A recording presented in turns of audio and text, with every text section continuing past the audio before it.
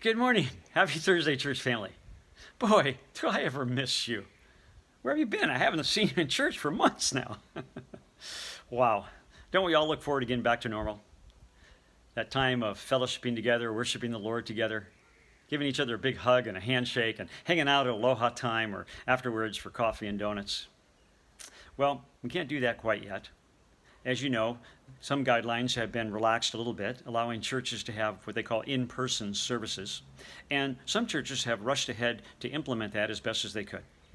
Well, as a staff and as a board, we have been looking and praying, observing what other churches are doing and what God would have us do. And we want to learn from both the good experiences and the bad experiences of other churches that have moved quickly to try to get in-person services. Here's some of the things we've been hearing. That people's expectations are not meeting their experiences. They're in church and certain rows or chairs are cordoned off with yellow caution tape. Ushers have to usher them to their assigned seats, and when the service is over, the same ushers usher them back out the door right to their car. There's no time for fellowship, no time for talking, certainly no hugs and no handshakes, no donuts. Churches are saying they can't offer communion at this time. They haven't figured out how to do that safely. And some churches are not allowing people even to sing. CDC guidelines discourages that, but of course you don't have to follow that, I guess. And of course everybody does have to wear masks, and you have to have 6 feet social distancing, and there are no children's ministries and no nursery in these churches that are opening up because there's no way to follow the guidelines and have those things. So only children of certain ages can be in the sanctuary, and they have to sit there through the whole service. And as we look at these things, we think, is that what you're hoping for?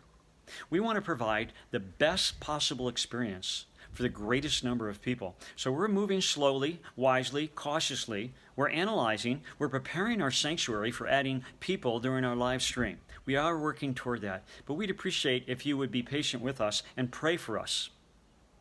According to CDC guidelines that I've read, that if one person in a group, like in a church, comes down with COVID, that people are to quarantine themselves for 14 days. It's kind of an honor system, and since we are a church that believes in honoring the system, then it seems like we have to do that unless that guideline has been retracted. That would mean we need to keep track, of course, of everybody who attends the service, their name and phone number, and then contact you if you're in a service that someone had COVID. Very complicated. What we can do, though, starting Friday, tomorrow, June 5th, we can now have up to 10 people in our homes. You can do that for socializing. You can also do it, though, for home groups and accountability groups, prayer groups, fellowship. And so we'd encourage you to start doing that if you have the home that could handle that many people, or to go to someone else's home. That you could start a group or be part of a group that you're already in and start meeting. One thing they're doing on the mainland, which I think is a brilliant idea, in fact, I'd encourage you to do it this very Sunday, is that people are getting together with friends in sizes up to 10 in their homes to watch the live stream service together. They can sing together and they can worship together, and then after the service they can talk about the sermon, and if there are discussion questions, go over those and pray for one another. What a great experience. And who knows, if your host allows it, you might even be able to come in your pajamas and bring your coffee. It'd be a lot like the early church meeting in homes because, as you know, they didn't have church buildings, so they met in homes in small groups, and that's what we're allowed to do immediately starting June 5th. And I'd encourage every single person to do that if they're able to and have the health and ability to meet with other people.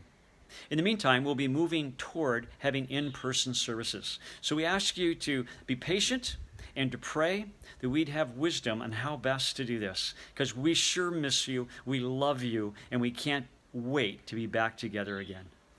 God bless you.